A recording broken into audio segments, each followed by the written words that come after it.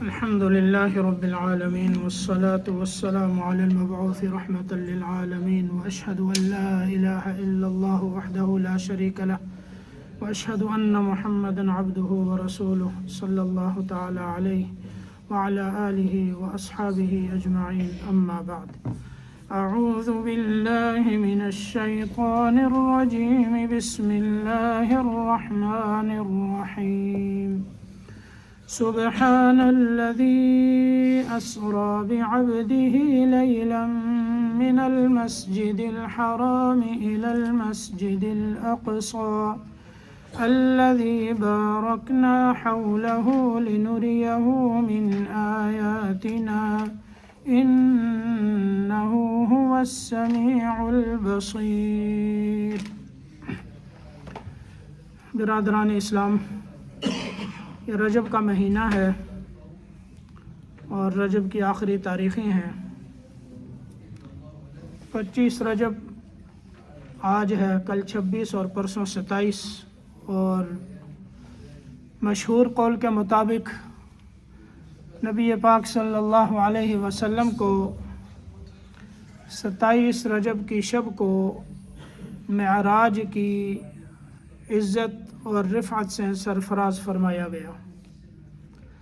ہمارے نبی صلی اللہ علیہ وسلم کا مقام اور مرتبہ ساری کائنات میں سب سے بلند ہے.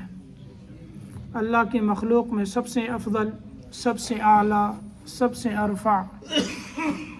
آپ صرف یہ نہیں کہ قیامت تک آنے والے تمام جن و انس کے نبی ہیں، بلکہ آپ سے پہلے جتنے انبیاء کرام علیہم السلام گزرے، آپ ان سب کے بھی نبی ہیں. آپ نبی الانبیاء ہیں، اور آپ ہی کی نبوت سے پہلے انبیاء کرام کو نبوت کا فیض حاصل ہوا. آپ صلی اللہ علیہ وسلم کا 40 سالہ دور، یعنی زندگی کا ایک بڑا حصہ مکہ مکرمہ میں گزرا.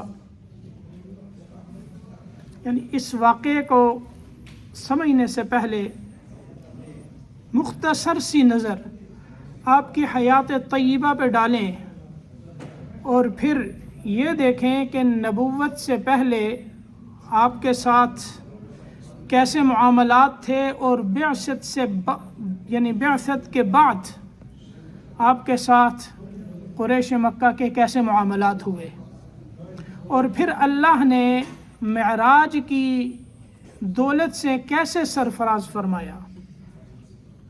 یعنی 40 سالہ دور آپ کا مکہ مکرمہ میں گزرا، اور 40 سالہ زندگی یہ کوئی زندگی کا چھوٹا حصہ نہیں. انسان کی ولادت سے، یعنی آپ صلی اللہ علیہ وسلم کی ولادت باسعادت سے بعثت تک کا زمانہ، دن اور رات کی زندگی وہ ایک ہی شہر میں گزری، ایک ہی بستی میں گزری جس کو ام القریٰ کہتے ہیں. اور اس میں آپ نے کوئی سفر نہیں کیا سوائے 1-2 سفروں کے. ایک سفر 10 یا 12 سال کی عمر میں ہوا اور وہ واپس آگے راستے سے، اور پھر دوسرا سفر جو ہے وہ 25 سال کی عمر میں ہوا، جب آپ حضرت خدیجۃ الکبریٰ رضی اللہ تعالی عنہا کا مال لے کر شام کی طرف گئے، اور مضاربت پہ آپ کو جو ہے حضرت خدیجۃ الکبریٰ نے مال دیا اور ان کو بہت نفع ہوا. اس کے علاوہ کوئی سفر نہیں. تو آپ کے دن اور رات کی زندگی قریش مکہ کے سامنے گزری، اور پھر 40 سالہ دور کے اندر آپ کی زبان اطہر سے ایک لفظ بھی جھوٹا کسی نے نہیں سنا. امانت میں کوئی خیانت نہیں. اسی لیے ہر ایک کی زبان پر اللہ نے سب سے پہلے یہ جاری کیا کہ آپ سے بڑھ کر سچا کوئی نہیں، آپ سے بڑھ کر امین کوئی نہیں. حتیٰ کہ 35 سال کی عمر مبارک جب آپ کی ہوئی، اور کعبۃ اللہ کو ازسر نو تعمیر کرنے کا ارادہ کیا قریش مکہ نے، اور اس کو گرایا، دوبارہ اس کی تعمیر کی، حجر اسود کو اس کے مقام پر رکھنے کا جب موقع ہوا تو اس وقت ہر قبیلے کی یہ خواہش تھی کہ حجر اسود کو ہم اس کے مقام پہ رکھیں، عظمت کی بات تھی۔ حتیٰ کہ کئی دن تک یہ معاملہ رکا رہا اور قریب تھا کہ تلواریں نکل آتی۔ اس وقت ان میں سے ایک نے یہ فیصلہ کیا کہ اس طرح کرو، کل صبح جو سب سے پہلے مسجد حرام میں داخل ہو، جو فیصلہ وہ کرے اسی کے فیصلے پہ سارے عمل کرو۔ انہوں نے کہا ہمیں منظور ہے۔ ہر قبیلے والے رات کو اس انتظار میں تھے، وہ جاگ رہے تھے کہ صبح ہو اور سب سے پہلے ہم حرم میں پہنچیں۔ اللہ نے سب پر نیند مسلط کر دی اور صبح کے وقت سب سے پہلے امام الانبیاء سید المرسلین حضرت محمد مصطفیٰ صلی اللہ علیہ وسلم مسجد حرام میں آئے۔ جب دوسرے قریش جب مسجد میں داخل ہوئے، انہوں نے آپ کو دیکھا تو ہر ایک نے یہ کہا کہ آپ صادق اور امین ہیں، جو فیصلہ آپ فرمائیں گے آپ کے فیصلے پر ہم سب راضی ہیں۔ تو آپ نے ایک چادر منگوائی، اس میں آپ نے حجر اسود کو رکھا اور ہر قبیلے کے سردار کو کہا کہ اس کا ایک کنارہ پکڑ لیں اور اس کو پکڑ کر اس کی جگہ پر لے کر آئے۔ آپ نے اپنے دستے اطہر سے حجر اسود کو اس کی جگہ پر رکھ دیا۔ تو ہر ایک آپ کو صادق اور امین کہتا تھا کہ آپ کی زبان سے کوئی لفظ غلط نہیں نکلا۔ پھر اچانک جب بعثت ہوئی 40 سال کے بعد، آپ اللہ کی دعوت اور توحید کو لے کر اسی قوم کے پاس آئے تو اب دشمنیاں پیدا ہو گئی۔ یعنی ایک شخص جو 40 سال تک جس کی زبان سے انہوں نے کوئی جھوٹ نہ سنا ہو، تو پھر کیا وہ اللہ کے اوپر جھوٹ بول سکتا ہے؟ یعنی سوچنے کی بات تو یہ ہے۔ تو اس میں ایمان لانے والے ایمان لے آئے، انکار کرنے والوں نے انکار کیا، اور حتیٰ کہ ادھر توحید کی دعوت تھی اور ادھر کفر کا زور تھا، وہ روکنا چاہتے تھے لیکن روک نہ سکے۔ آپ کو ہر طرح تکلیفیں دیں، اذیتیں دیں، پریشان کیا، کانٹے بچھائے گئے، صحابہ پر ظلم و ستم کیا گیا۔ حبشہ کی طرف پہلی ہجرت ہوئی، پھر شعب ابی طالب میں 3 سال تک قید رہے بنو ہاشم۔ ان میں مسلمان بھی تھے، کافر بھی تھے جو آپ پر ایمان نہیں لائے۔ تو جو کافر تھے بنو ہاشم، وہ تو خاندانی سلسلے کی وجہ سے آپ کے ساتھ ہوئے، کیونکہ اس وقت قریش نے یہ کہا تھا کہ بنو ہاشم کے ساتھ مکمل بائیکاٹ کر دیا جائے، جس کو کہتے ہیں اقتصادی بائیکاٹ۔ ان کے ساتھ کوئی تعاون نہ کرے، کوئی ان کو کھانے کو نہ دے، ان کو یعنی دانا پانی سب کچھ بند۔ حتیٰ کہ 3 سال اسی حال میں گزرے۔ حضرت سعد بن ابی وقاص رضی اللہ تعالی عنہ وہ یہ فرماتے ہیں کہ میں ایک رات قضائے حاجت کے لیے باہر نکلا تو میرے پاؤں کے نیچے کوئی ترس چیز جو ہے مجھے محسوس ہوئی، وہ اٹھا کر میں نے کھا لی، مجھے آج تک نہیں پتا وہ کیا تھی۔ اور پھر اونٹ کا چمڑا کسی کو ملا، انہوں نے اس کو کوٹا، اس کی صفوف بنائی، صفوف بنا کر اس کو پانی کے ساتھ کھایا اور 3 رات تک اس طرح سے گزارے کیے۔ یعنی حتیٰ کہ انہوں نے مکمل بائیکاٹ کر دیا۔ یہ سختی شعب ابی طالب میں ان کے ساتھ آئی۔ آپ صلی اللہ علیہ وسلم، آپ کے چچا ابو طالب بھی تھے، اور حضرت خدیجۃ الکبریٰ ام المؤمنین رضی اللہ تعالی عنہا وہ بھی اس شعب ابی طالب میں موجود تھیں۔ نبوت کے 10ویں سال یہ معاہدہ ختم ہوا، اور پھر اسی 10ویں سال آپ کے چچا ابو طالب کا انتقال ہو گیا، اور پھر 4 یا 5 دن کے بعد ام المؤمنین حضرت خدیجۃ الکبریٰ رضی اللہ تعالی عنہا کا بھی انتقال ہو گیا۔ اس کو عام الحزن کہتے ہیں۔ حضرت خدیجہ سب سے بڑی تسلی دینے والی تھی، اور مکہ مکرمہ میں سب سے بڑی مالدار اور سب سے بڑے مرتبے والی تھی۔ ان کے پاس بڑے بڑے سرداروں نے نکاح کے پیغام بھیجے تھے، انہوں نے قبول نہیں کیا، لیکن جب انہوں نے آپ صلی اللہ علیہ وسلم کی اس حیات طیبہ کو دیکھا اور پھر اپنا مال مزاربت کے لیے دیا، اپنے غلام کو ساتھ بھیجا، اس نے واقعات بھی بیان کیے، عجائبات بھی بیان کیے، تو خود ان کے دل میں یہ اشتیاق پیدا ہوا کہ میں نکاح کروں محمد صلی اللہ علیہ وسلم سے، تو انہوں نے خود پیغام نکاح بھیجا۔ آپ نے اپنے چچا کے مشورے سے اسے قبول کر لیا، پھر ابو طالب نے آپ کا نکاح پڑھایا۔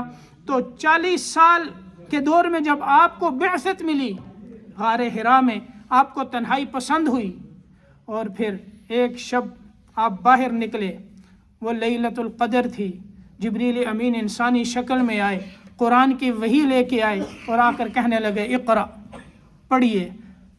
آپ نے فرمایا ما انا بقارئ، میں تو پڑھا ہوا نہیں ہوں، کیا پڑھوں، کیا پڑھانا چاہتے ہو؟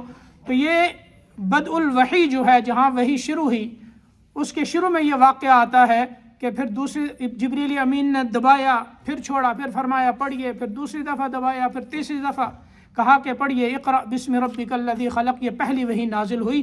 تو اس وقت آپ صلی اللہ علیہ وسلم گھر میں تشریف لائے تو آپ نے فرمایا زملونی زملونی، مجھے ڈھانپو مجھے ڈھانپو۔ آپ کی کیفیت بڑی عجیب تھی۔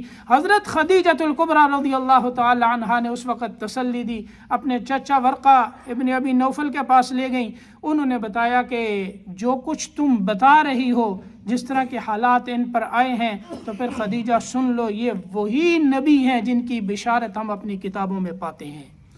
تو حضرت خدیجۃ الکبریٰ شروع سے ساتھ آپ کو تسلی دینے والی، سب سے پہلے آپ پر ایمان لانے والی وہی زوجہ مطہرہ، جب 10 نبوی میں وہ بھی اللہ کے پاس چلی جاتی ہیں، ابو طالب بھی رخصت ہو جاتے ہیں جو سہارا دینے والے تھے۔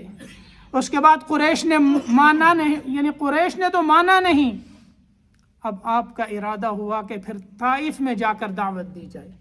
آپ نے طائف کا سفر کیا، وہ واقعہ بھی آپ جانتے ہیں کہ آپ کے ساتھ کیا ظلم و ستم ہوا۔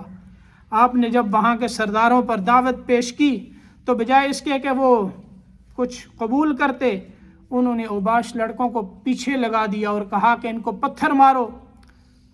زید بن حارثہ آپ کے ساتھ تھے رضی اللہ تعالی عنہ، تو اس اوباش قوم نے آپ کے اوپر پتھروں کی بارش کی، اور حضرت زید بن حارثہ یہ کہتے ہیں کہ جس طرف سے پتھر آتا تھا میری کوشش ہوتی تھی اس طرف میں چلا جاؤں تاکہ وہ پتھر آپ کے جسم پر نہ پڑے، وہ پتھر سب سے پہلے مجھے لگے، حتیٰ کہ ان پتھروں سے حضرت زید کا سر بھی زخمی ہوا، اور آپ صلی اللہ علیہ وسلم کے جسد اطہر وہ بھی چھلنی ہوا اور خون جاری ہوا، اتنا خون بہا کہ آپ کے نعلین مبارک آپ کے قدموں کے ساتھ اس خون کی وجہ سے جم گئے۔ پھر آپ وہاں سے آگے عتبہ اور شیبہ کا باغ تھا، اس میں وہاں آپ نے ایک کنارے پہ سہارا لیا، کچھ فاقہ ہوا، تو عتبہ اور شیبہ یہ آپ کے دشمن تھے، لیکن یہ حالت دیکھ کر ان کو بھی رحم آ گیا۔ انہوں نے اپنے غلام عداس کو بلایا اور برتن منگوایا، انگور اتروائے، اس میں سجائے، اور کہا کہ جاؤ یہ انگور ان کو دے کے آؤ، اور انہیں کہنا خدا کے لیے اس میں سے ضرور کچھ کھا لیں۔ عداس جو ہے یہ وہ انگور لے کے آیا، اور آپ نے پڑھا بسم اللہ الرحمن الرحیم۔ عداس یہ غلام تھے ان کے، تو عداس نے کہا کہ یہ جو آپ نے کلمہ پڑھا ہے یہ تو آج تک میں نے نہیں سنا، یہاں تو کوئی نہیں پڑھتا۔ تو آپ نے پوچھا تم کہاں کے ہو؟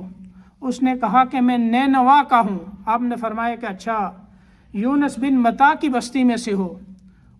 تو اس نے عرض کیا کہ آپ کیسے جانتے ہیں یونس بن متا کو؟ آپ نے فرمایا وہ میرے بھائی اللہ کے نبی تھے اور میں بھی اللہ کا نبی ہوں۔ تو عداس تو قدموں میں گر گیا، پاؤں چومنے لگا، اس نے کہا کہ اشہد انک رسول اللہ، کلمہ پڑھو، اور مسلمان ہو گیا۔ تو واپس جب آیا عتبہ اپنے اس سرداروں کے پاس تو انہوں نے کہا کہ تو قدموں میں کیوں گر گیا تھا؟ اور یہ یاد رکھ کہ تیرا دین اس کے دین سے بہتر ہے۔ بہرحال آپ کی واپسی ہوئی طائف کے سفر سے، یہ ظلم و ستم جب اللہ کے راستے میں، یعنی مختصر میں نے عرض کیا ہے کہ جب آپ نے برداشت کیے، آپ کو تکلیفیں دی گئیں، آپ کو اذیتیں دی گئیں، اس کے بعد پھر اللہ نے معراج کی عزت سے سرفراز فرمایا۔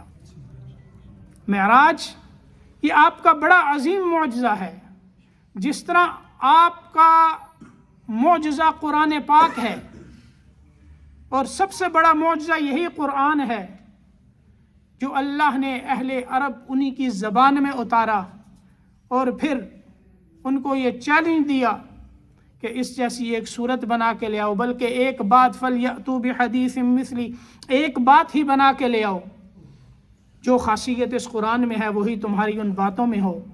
تو سارے جن و انس مل جاؤ، ایک لفظ نہیں بنا سکتے۔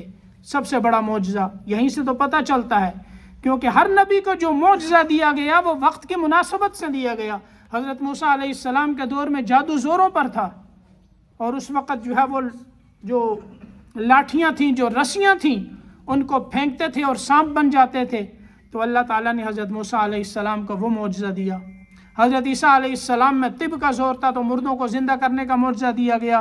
لیکن جتنے معجزات ہمارے نبی صلی اللہ علیہ وسلم کو دیے گئے، اتنے معجزات کسی کو نہیں دیے گئے۔ حضرت موسیٰ علیہ السلام نے کو حکم ہوا فَانْفَجَرَتْ مِنْهُ اثْنَتَا عَشْرَةَ عَيْنًا، اپنی لاٹھی کو پتھر پہ ماریں، یہاں سے 12 چشمے نکلیں گے۔ حدیبیہ کے موقع پر پانی ختم ہو گیا، آپ نے کہا کہ اپنے مشکیزوں کو نچوڑو اور ان میں سے جتنا پانی نکلے ایک گلاس میں ڈالو، ایک برتن میں ڈالو، میرے پاس لے آؤ۔ صحابہ نے وہ پانی سارا کا سارا جتنا تھا نچوڑا، اور پیالے میں جو کچھ جمع ہوا وہ لا کر آپ صلی اللہ علیہ وسلم کی خدمت میں پیش کیا۔ آپ نے اپنا دست اتھر اس میں سے ڈالا، اللہ نے آپ کی انگلیوں سے پانی کے چشمے جاری فرما دیے۔ پتھر سے تو پانی نکلا ہی کرتا ہے، معجزہ ہے، لیکن انگلیوں سے تو پانی کہاں نکلتا ہے۔ ہمارے نبی کا معجزہ ان سے بھی بڑا ہے۔ تو معجزات کی بات آئے تو بات بہت آگے چلی جائے گی۔ تو معراج یہ بھی آپ کا بڑا عظیم معجزہ ہے۔ اب معراج کب ہوئی؟ اتنی بات تو ہے کہ 10 نبوی کے بعد، جب نبوت کا 10واں سال ہوا، شاب ابی طالب سے آپ باہر نکلے، عام الحزن کے بعد سن 11 نبوی میں کسی مہینے میں ہوئی۔ بعض کہتے ہیں کہ ہجرت سے 6 ماہ پہلے، بعض کہتے ہیں ہجرت سے 8 ماہ پہلے، بعض کہتے ہیں ہجرت سے 11 ماہ پہلے، بعض کہتے ہیں یعنی علماء سیر کہ ہجرت سے 1 سال پہلے، بعض کہتے ہیں ہجرت سے 1 سال اور 2 ماہ پہلے، اور اس میں تقریباً 10 اقوال ہیں۔ بعض کہتے ہیں کہ ہجرت سے 3 سال پہلے، اور بعض کہتے ہیں ہجرت سے 5 سال پہلے آپ کو معراج ہوئی۔ پھر کس مہینے میں ہوئی اس میں بھی اختلاف ہے۔ بعض ربیع الاول کے قائل ہیں، بعض ربیع الثانی کے قائل ہیں، بعض رمضان کے قائل ہیں، بعض شوال کے قائل ہیں، بعض رجب کا کہتے ہیں۔ لیکن زیادہ مشہور جو روایت ہے، جو راجح ہے، وہ 27 رجب المرجب کی ہے کہ 27 رجب کی شب کو آپ کو اللہ تعالیٰ نے معراج کی اس دولت سے نوازا، اور پھر اللہ نے ساری کائنات کی سیر کروائی۔ ایک زمین کے حصے کی سیر ہے، ایک آسمان کے حصے کی سیر ہے۔ زمین کے حصے کی جو سیر ہے وہ اللہ اس قرآن کی آیت سورت بنی اسرائیل میں یا سورت الاسراء میں بیان کرتے ہیں۔ سبحان الذی اسریٰ بعبدہ، پاک ہے وہ ذات جو لے گئی اپنے بندے کو لیلاً، رات کے ایک تھوڑے سے حصے میں، من المسجد الحرام الی المسجد الاقصی، مسجد حرام سے مسجد اقصی تک۔ یہ ایک سفر ہے جو زمین کا سفر ہے۔ پھر مسجد اقصی سے 7 آسمانوں سے اوپر سدرۃ المنتہا، سدرۃ المنتہا سے اوپر صریف الاقلام، صریف الاقلام سے اوپر حجابات کو طے کرتے ہوئے عرش معلیٰ تک کا سفر ہے، وہ معراج کہلاتا ہے۔ تو ایک ہی رات کے ایک تھوڑے سے حصے میں اللہ 2 سفر اپنے نبی کو دیتے ہیں۔ ایک سفر زمین کا ہے، ایک سفر آسمان کا ہے۔ زمین کے سفر کو اسراء کہتے ہیں، آسمان کے سفر کو معراج کہتے ہیں۔ زمین کے سفر کا ذکر یہاں سورۃ الاسراء میں ہے، اور معراج کا ذکر سورۃ النجم میں ہے۔ والنجم اذا ہوا ما ضل صاحبکم وما غوا، وہاں اللہ نے معراج کا ذکر فرمایا۔ تو یہاں سب سے پہلے اللہ جب اسراء کا، اس سیر کا، اس عظمت کا ذکر فرماتے ہیں تو سب سے پہلے اللہ فرماتے ہیں سبحان الذی، اللہ لفظ سبحان لے کے آئے ہیں اپنی ذات کے لیے کہ اللہ کی ذات ہر عیب سے پاک ہے، اللہ کی ذات بڑی قدرت والی ہے۔ کہیں یہ شبہ نہ کرنا، یعنی عقل کے ترازو پہ انسان رکھ کر سوچے کہ ایک ہی رات کے اندر ایک انسان زمین سے یعنی مسجد حرام سے مسجد اقصی، پھر وہاں سے 7 آسمان اور عرش معلیٰ، پھر وہاں سے واپسی، اور پھر مکہ میں، ایک ہی رات کے ایک تھوڑے سے حصے میں یہ سفر کہاں ہو سکتا ہے؟ عقل تو آج بھی نہیں مانتی۔ اس لیے اللہ نے فرمایا اعتراض تو اس وقت ہوتا جب یہ خود گئے ہوتے، اعتراض تو اس وقت کرتے یا سوچ و بچار اس وقت کرتے جب آپ خود تشریف لے جاتے تو اعتراض کرنے کا موقع تھا. یہاں آپ خود تو نہیں گئے، سبحان الذی، وہ ذات خود لے کر گئی ہے. وہ قادر ہے. اللہ لے جا سکتا ہے یا نہیں؟ وہ قادر ہے. تو لے جانے والا خود بڑا قدرت والا ہے. وہ اللہ نے خود سیر کروائی ہے، پھر رات کے ایک تھوڑے سے حصے میں سیر کروائی، اور پھر اللہ فرماتے ہیں بعبدہ، اپنے بندے کو. یہاں یہ نہیں فرمایا کہ اللہ اپنے رسول کو لے گئے، یہاں صفت عبدیت کا ذکر فرمایا.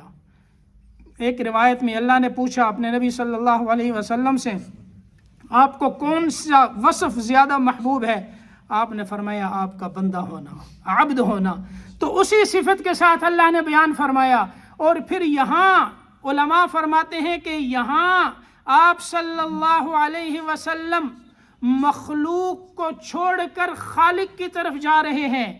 یعنی رات کا حصہ ہے اور اللہ کا قرب یہ رات کو ملتا ہے. اگر اللہ کا قرب کسی نے حاصل کرنا ہو تو پھر جب سارے سو رہے ہوں اس وقت انسان اللہ کے سامنے کھڑا ہو، اس عبادت کا مزہ بھی اپنا ہے، اس کا اثر بھی اپنا ہے. یا ایھا المزمل قم اللیل الا قلیلا، رات کا ذکر فرمایا، کھڑے ہو جاؤ رات کو اللہ کے سامنے. کانوا قلیلا من اللیل ما یہجعون، یہاں رات کا ذکر فرمایا کہ رات کو انسان کو اللہ کا قرب زیادہ ملتا ہے. تو اللہ، اب ساری مخلوق ہے، ساری کی ساری مخلوق سو گئی، سب اپنے بستروں پر ہیں، آپ تنہا ہیں رات کی تاریکی میں، اللہ کی طرف جا رہے ہیں. مخلوق سے اللہ کی طرف جانا، اس کے لیے صفت عبد زیادہ مناسب ہے. اور جب آپ اللہ کی طرف سے مخلوق کی طرف آتے ہیں وہاں رسالت کا ذکر ہوتا ہے. یعنی خالق سے مخلوق کی طرف، وہاں رسالت کے وصف کو ذکر کیا. اب مخلوق سے خالق کی طرف، وہاں عبدیت کے وصف کو ذکر کیا. جب اللہ کی طرف سے آئے، اللہ نے فرمایا انا ارسلنا الیکم رسولا شاہدا علیکم کما ارسلنا الی فرعون رسولا، ہم نے رسول بھیجے تمہاری طرف. تو اللہ پاک فرماتے ہیں اللہ لے گئے اپنی قدرت سے. رات کے ایک تھوڑے سے حصے میں آپ مسجد حرام جہاں مطاف ہے اس کے ساتھ باب ملک فہد، آپ سب نے دیکھا ہوگا اللہ جس چیز کو لے گئے ہیں. باب ملک فہد کے اندر آپ چلے جائیں تو آپ کو ایک ستون نظر آتا ہے جس کا کلر باقی تمام ستونوں سے مختلف ہے. وہاں ام ہانی کا گھر تھا. آپ صلی اللہ علیہ وسلم ام ہانی کے گھر میں، یہ حضرت علی کی بہن ہیں، ابو طالب کی بیٹی ہیں، وہاں ان کے گھر میں رات کے وقت آپ بستر استراحت پر نیم خوابی کے عالم میں تشریف فرما ہے، آرام فرما ہے. جبریل امین چھت پھاڑ کر وہاں پہنچتے ہیں، دروازے سے نہیں آئے، اب اجازت نہیں مانگی، اوپر سے آئے ہیں، چھت کے اوپر سے. فرشتہ آ سکتا ہے، نورانی ہے، تو چھت پھاڑ کر اوپر سے نیچے آئے، یعنی چھت کے ذریعے سے آئے. آج جبریل کے آنے کا انداز بھی عجیب ہے، کیونکہ آگے جو عجائبات سفر ہیں وہ بھی بڑے عجیب ہیں. اس لیے اس کی ابتدا ہی، اس سفر کی ابتدا ہی عجائبات سے کی. جبریل امین کا عجیب انداز سے آنا، پھر آپ وہاں بستر استراحت پر ہیں. اس میں یہاں ایک اشارہ یہ کر دیا کہ جس طرح ابھی چھت پھٹی ہے میں آیا ہوں، اسی طرح آپ کا اب سینہ کھولا جائے گا اور دوبارہ اس کو برابر کیا جائے گا. شق صدر کی طرف بھی اشارہ تھا. تو آپ کو وہاں سے بیدار کیا. اب بیدار کس طرح سے کریں؟ یہاں میں یہ کہتا ہوں کہ آواز دینا تو جبریل کو بے ادبی محسوس ہوتا ہے، ہاتھ سے پکڑ کر سر ہلانا بے ادبی محسوس ہوتا ہے. تو پھر جبریل نے بھی پوچھا ہوگا اے اللہ میں ان کو کیسے بیدار کروں؟ جواب آیا ہوگا اے جبریل، ہونٹ تیرے ہوں، قدم میرے محبوب کے ہوں، اور ان ہونٹوں کے ذریعے سے قدم بوسی کر کر میرے محبوب کو بیدار کر. تو اس طرح آپ کو بیدار کیا. مسجد حرام جہاں کعبۃ اللہ حتیم ہے، آپ وہاں پہنچے، وہاں پھر آپ سو گئے. وہاں سے جبریل امین ہیں، میکائیل ہیں اور فرشتے ہیں. جبریل نے آپ کو اٹھایا اور جہاں زمزم کا کنواں ہے وہاں لے آئے. سواری جنت سے آ گئی، سونے کا تشت ہے جنت سے آیا ہے، جبریل بھی اوپر سے آیا ہے، فرشتے بھی اوپر سے آئے ہیں، سواری بھی جنت سے آئی ہے، کس ذات کے لیے آئی ہے؟ کیا مقام ہے آپ کا کہ اس کے جن کے لیے سواری جنت سے آ رہی ہو اور سونے کا تشت جنت سے آ رہا ہو، ایمان اور حکمت اس میں موجود ہو، پھر پانی زمزم کا استعمال ہو رہا ہو، وہاں آپ کے سینہ مبارک کو چاک کیا گیا، شق صدر ہوا، قلب اطہر کو نکالا گیا، زمزم کے پانی سے دھویا گیا، سونے کے تشت میں ایمان اور حکمت جو تھی اس کو آپ کے قلب اطہر میں رکھ کر دوبارہ سینے کو بند کر دیا گیا۔ اس میں علماء فرماتے ہیں کہ دیکھو اس سفر کے عجائبات میں کہ سواری بھی جنت سے آ رہی ہے، سامان بھی جنت سے آ رہا ہے، لیکن پانی جنت سے نہیں آ رہا۔ معلوم ہوتا ہے کہ زمزم کا پانی یہ جنت کے پانی سے افضل ہے، کیونکہ ہر چیز افضل جو آ رہی ہے، افضل نبی ہے، افضل نبی کے لیے افضل سواری ہے، افضل فرشتہ ہے، جنت کا سامان ہے، اور افضل پانی جو ہے وہ زمزم کا وہی استعمال ہو رہا ہے، کیونکہ آپ کا جو قلب ہے یہ سب سے افضل ہے۔ اس افضل قلب کے لیے ہر چیز افضل ہی استعمال ہو رہی ہے۔ آپ سواری براق پر آپ تشریف فرما ہوئے، ایک روایت میں جبرائیل اور میکائیل بھی آپ کے ساتھ ہیں، اور ایک روایت میں ہے کہ جبریل آپ کے ساتھ سواری پر سوار ہوئے۔ اب براق ہے وہ گدھے سے کچھ بڑا ہے، خچر سے کچھ چھوٹا ہے، رنگ اس کا سفید ہے، رفتار اس کی اتنی زیادہ ہے کہ جہاں نگاہ پڑتی ہے وہاں اس کا ایک قدم پڑتا ہے۔ اس رفتار کے ساتھ اب وہ آپ کو لے کر روانہ ہوتا ہے تو راستے میں جاتے ہوئے ایک شہر آتا ہے، ایک آبادی آتی ہے، ایک جگہ آتی ہے، وہاں جبریل امین اترتے ہیں اور آ کر یہ عرض کرتے ہیں کہ یا رسول اللہ یہاں اتریے، 2 رکعت نفل ادا کر لیجئے۔ آپ وہاں 2 رکعت نفل پڑھتے ہیں۔ جبریل پوچھتے ہیں کہ معلوم ہے یہ کون سی جگہ ہے؟ آپ نے فرمایا کہ معلوم نہیں۔ جبریل امین کہتے ہیں کہ یہ یثرب ہے، یعنی اس میں کھجوریں ہی کھجوریں ہیں، وہاں کھجوروں کے باغات ہیں، کثرت کے ساتھ کھجوریں موجود ہیں۔ یثرب ہے یعنی مدینہ منورہ ہے، اور مدینہ منورہ کو پہلے یثرب کہا جاتا تھا، زمانہ جاہلیت میں اس کا نام یثرب تھا، لیکن مدینہ کب ہوا؟ جب ہمارے نبی صلی اللہ علیہ وسلم وہاں تشریف لے کے آئے تو وہاں مدینہ ہوا، مدینہ بنا۔ مدینہ سے آپ کے قیام کی وجہ سے اللہ نے اس کو منورہ بنا دیا، پھر آپ نے اپنے ہاتھ مبارک اٹھائے تو اللہ نے اس کو حرم بنا دیا۔ آپ نے دعا فرمائی کہ اے اللہ تو نے ابراہیم خلیل اللہ کی دعا سے مکہ کو حرم بنایا ہے، میری دعا سے تم مدینہ کو حرم بنا۔ اللہ نے ابراہیم خلیل اللہ کی دعا کو قبول کیا اور اپنے حبیب محمد مصطفیٰ کی دعا کو بھی قبول کیا۔ مدینہ کو بھی اللہ نے حرم بنایا، وہاں جنت کا پتھر حجر اسود مکہ مکرمہ میں ہے، تو یہاں اللہ نے روضۃ الجنہ ریاض الجنہ جنت کا باغ مدینہ منورہ مسجد نبوی میں رکھ دیا۔ ما بین بیتی و منبری روضۃ من ریاض الجنہ، میرے گھر اور منبر کے درمیان جتنا حصہ ہے یہ ریاض الجنہ ہے، یہ جنت کا ٹکڑا ہے، یہ جنت کا باغ ہے۔ وہاں جا کر جو بھی 2 رکعت نفل پڑھتا ہے وہاں بیٹھتا ہے وہ جنت کے باغ میں پہنچ جاتا ہے۔ تو آپ کی برکات سے یہ ساری چیزیں وہاں ملیں۔ تو وہ یثرب تھا، پھر مدینہ بنا، وہاں سے آگے گئے اور ایک جگہ پہنچے تو جبریل نے کہا کہ اب یہاں اتریے، یہاں بھی 2 رکعت نماز ادا کیجئے۔ آپ وہاں اترے، 2 رکعت نفل پڑھی۔ جبریل نے پوچھا معلوم ہے کون سی جگہ ہے؟ آپ نے فرمایا نہیں۔ جبریل نے کہا یہ وادی سینا یعنی کوہ طور ہے، جہاں موسیٰ علیہ السلام سے اللہ ہم کلام ہوئے تھے، یہاں موسیٰ کی معراج ہوئی تھی، لیکن آپ کی معراج یہاں نہیں ہے، آپ کی معراج بہت بلند ہے۔ تو شاعر کہتا ہے کوہ طور اور ہے، عرش معلیٰ اور ہے، اس کی بہار اور ہے، اس کی بہار اور ہے۔ تو یہ کوہ طور وہاں پہنچے، 2 رکعت نفل ادا کی۔ موسیٰ علیہ السلام ہے، قبطی کا قتل ہوا، مدین میں پہنچے، شعیب علیہ السلام کی بیٹی سے نکاح ہوا، 10 سال پورے کیے، رات کی سخت سردی ہے، آگ نظر آتی ہے، آگ لینے جاتے ہیں، نبوت لے کے واپس آتے ہیں۔ یہ ہے اللہ نے وَكَلَّمَ اللَّهُ مُوسَىٰ تَكْلِيمًا۔ تو وہاں ہمارے نبی صلی اللہ علیہ وسلم پہنچے، 2 رکعت ادا کیے، آگے گئے، ایک مقام پر اترے، وہاں 2 رکعت پڑھے، تو وہ مدین حضرت شعیب علیہ السلام کا مسکن تھا۔ اور پھر اس کے بعد آگے بڑھے تو ایک مقام پر جبریل نے اتارا اور وہاں 2 رکعت نماز ادا کیے، تو جبریل نے کہا کہ یہ بیت اللحم ہے جہاں حضرت عیسیٰ علیہ السلام کی ولادت ہوئی۔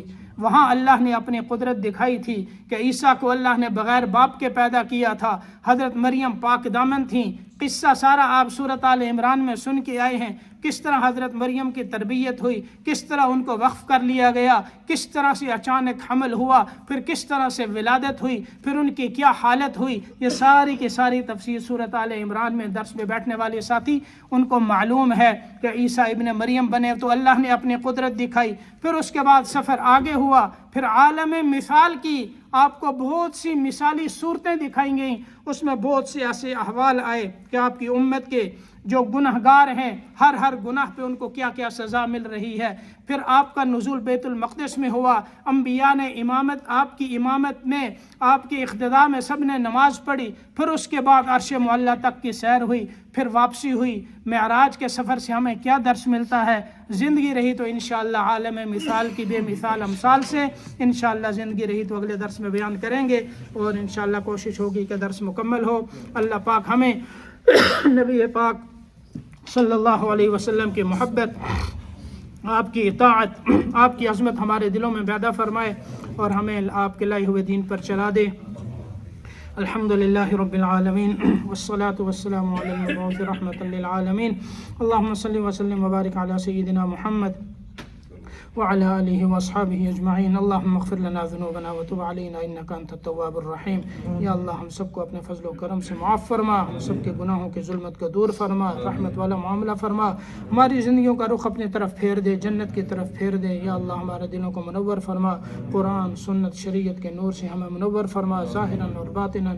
یا اللہ قرآن و سنت کا نور عطا فرما، ہمیں اپنے محبوب بندوں میں شامل فرما، اپنی طرف پھیر دے، دنیا آخرت کی خیریں اور سعادتیں نصیب فرما۔ یا اللہ ہم سب کو اور ہم سب کی اللہ اولادوں کو سب کو دیندار بنا، نیک صالح بنا، والدین کا مطیع اور فرما بردار بنا، امت کا مصلح اور رہنما بنا، ہر فتنے سے بچا، ہر شر سے بچا، ہر ایک کی حسد بغض عداوت کینے سے بچا، ہمارے ظاہر اور باطن کو یا اللہ پاک اور صاف فرما، آپس کی محبتیں نصیب فرما۔ یا اللہ اپنی رضا ہم سب کو نصیب فرما۔ یا اللہ جتنے اہل ایمان اس دنیا سے جا چکے ہیں سب کی مغفرت فرما، ہمارے رشتہ داروں میں، آباء و اجداد میں جو گزر چکا ہے سب کی مغفرت فرما، درجات بلند فرما، ان کی قبروں کو منور فرما۔ ہم میں، ہمارے گھروں میں، بچوں میں، بچیوں میں، یا اللہ عورتوں میں جو بیمار ہیں سب کو شفا کاملہ عاجلہ دائمہ مستمرہ نصیب فرما۔ ہسپتالوں میں جو بیمار ہیں انہیں شفا عطا فرما۔ یا اللہ ہم سب کا خاتمہ ایمان پہ فرمانا، موت سے لے کر جنت الفردوس تک کی ساری منازل آسان فرمانا۔ یا اللہ جتنی خیریں اور بھلائیاں ہمارے نبی صلی اللہ علیہ وسلم نے مانگی ہم سب کو عطا فرما، تمام برائیاں جن سے آپ نے پناہ مانگی ہماری حفاظت فرما۔ ربنا تقبل منا انك انت السميع العليم وتب علينا انك انت التواب الرحيم۔ رضينا بالله ربا وبالاسلام دينا وبمحمد نبيا۔ جزا اللہ